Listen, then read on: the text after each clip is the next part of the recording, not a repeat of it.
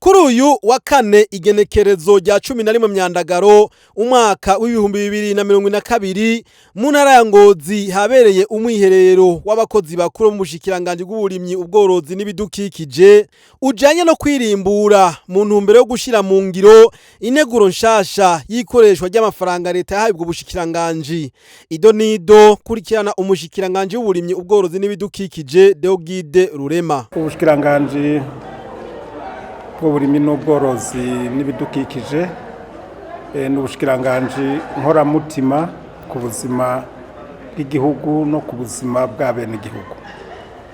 Murabizi mwabikurikiye ubutumwa nyamukuru nyene icubahiro umukuru w'igihugu cacu Burundi General Major Evariste Ndayishimiye yaduhaye nuko twogira ibishoboka byose twagwiza umwimbu kugira ngo umunwa wese umwene igihugu ronka ivyo fungura hamwe n'umufuko umwene igihugu ronka amahera.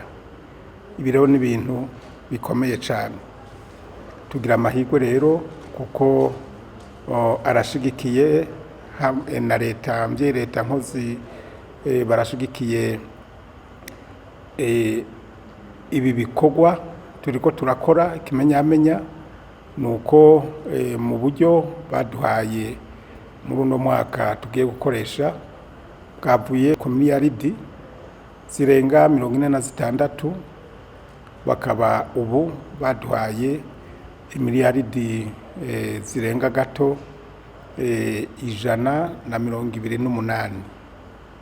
Cyumvikana ko hariho imiliyaridi zirenga 80 bongerereje ubushikiranganje.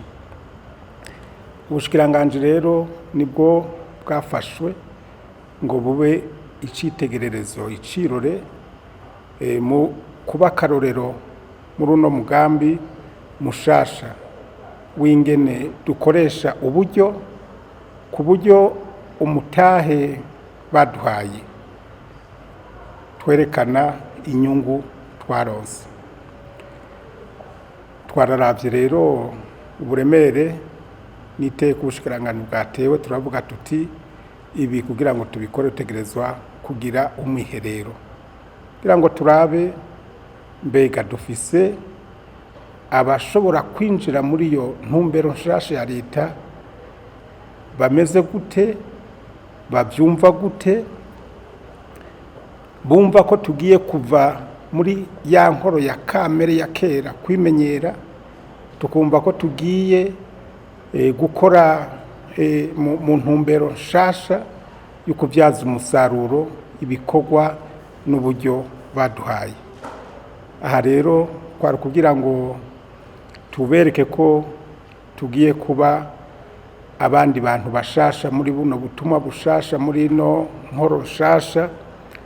Byumvikana ko bategerezwa guhindura ingendo kandi ntabwo ari abantu basanzwe kuko turi kumwe n'umunyamahanga ntayegayezwa umushikiranganje, umwunganizi w'umushikiranganje, abayobozi bakuru bo mu bushikiranganje hamwe n'abahanuzi n'abayobozi.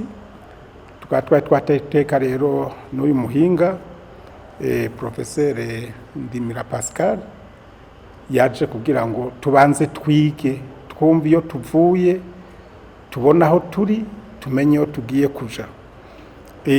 Aha rero niho twaciye twiha natwe ihangiro yuko ibikenewe byose byaba amaprogramu migambi ibitabo bigenewe tuzokwisunga ko muri no minsi tugiye kumara 5 gushika kwa mbere tuzova ngaha twamaze kubitunganya. Nkaba nizeye yuko nabwiye abumva kandi Imana izobidufasha.